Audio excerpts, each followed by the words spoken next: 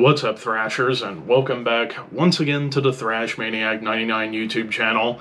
And we are back with yet another album review, and today, I should have said. And today I'm talking about the latest offering from American heavy metal / doom metal pioneers, Pentagram, with Lightning in a Bottle. This also came out on January 31st, this time on Heavy Psych Sounds, and this is their 10th album overall. Full disclosure, I have never listened to a full Pentagram album before tonight, but I have listened to songs of theirs, and I have loved the songs I have heard. Of course, I didn't hear about this band until watching the documentary Last Days Here, all about their lone original member frontman Bobby Liebling, who is he's been to hell and back with his addiction issues and still killing it. Even though his voice has definitely changed in terms of singing over the years, he doesn't sound the same as he did back in the glory days of Pentagram. But here I am checking out a full album for the first time ever. I know I'm ashamed. I need to check out, Relentless and Day of Reckoning, but those will come sometime.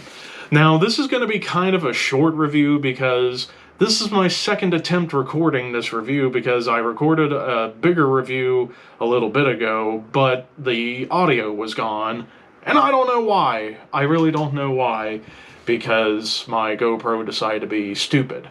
But basically, to kind of put it in a short review format, so for the most part, this album focuses more on rocking riffs and groove.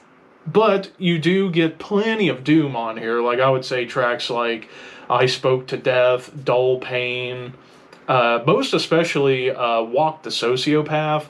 Those songs carry the most doom out of all the tracks on this album. Most particularly Walk the Sociopath, because it just gets really nasty and really heavy. But as far as other tracks that really stood out, I would say Thundercrest was a big standout for me, because while it has a little bit of a classic heavy metal element to it, it's arguably the heaviest track of the album. There's actual chugging metal riffs across that whole song. But then you start the album off with Live Again, which starts off immediately Black Sabbath swing. Dun dun dun dun dun dun dun dun, that kind of stuff, which I absolutely love. And of course, Pentagram being one of the followers of Sabbath back in the 70s, you can definitely tell that Bobby loves Sabbath. I mean, who doesn't, right? And this opening track, while this was a good pace setter for the album, it definitely kind of introduced a couple of different elements across this album.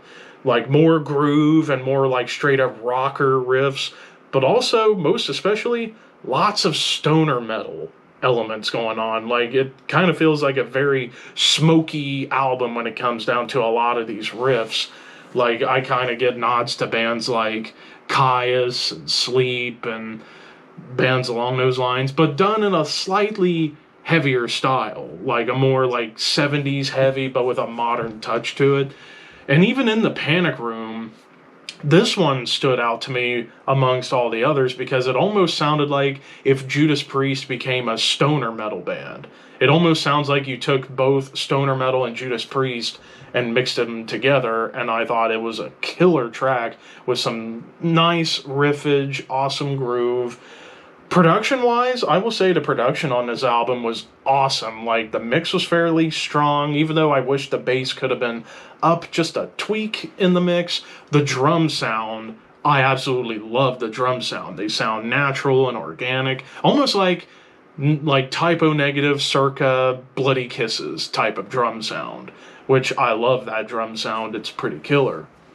Lady Heroin, though, I will say this song was probably the strangest song on the album. It's you had a couple of really heavy, nasty doom riffs, but for the most part, it was mostly a psychedelic rock, clean guitar journey through drugs or whatever. You're tripping out this is really cool, man.